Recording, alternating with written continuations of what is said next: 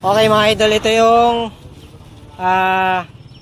customer natin, M3. Ang problema ng motor niya is yung relay.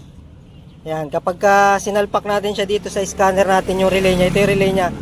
Pag sinalpak natin yung relay niya rito, minsan gagana, minsan hindi. Ayan o, nakalagay. The relay is broken. Dapat kasi kapag nilagay mo yan, magkiklik yan. Ang nangyayari sa motor niya, minsan gagana, minsan hindi. Okay, ito yung luma.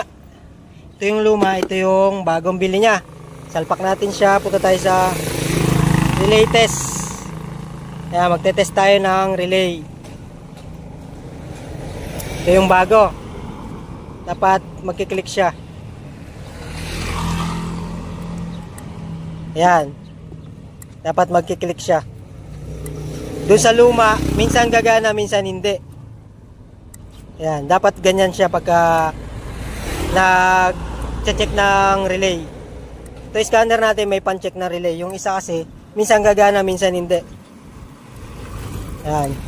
Salpak natin siya ngayon dito, sa bago. Ayan mga idol, salpak natin. Ang pagkakasalpak niya is pagkat pa ibabaw. Okay.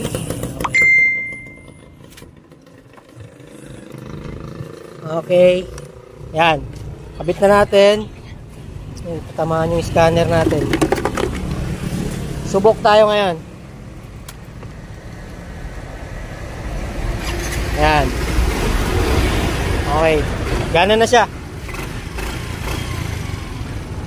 Doon kasi sa isang relay niya mga idol, dito sa lumang relay niya kanina, sinubok kong ayaw mag-start. Sinalpak ko siya dito sa pang-check ko ng relay, dito sa scanner ko. Hindi siya gumagana nung una. Tapos nung pinabili ko sila ng bagong relay, pagsalpak namin gumana.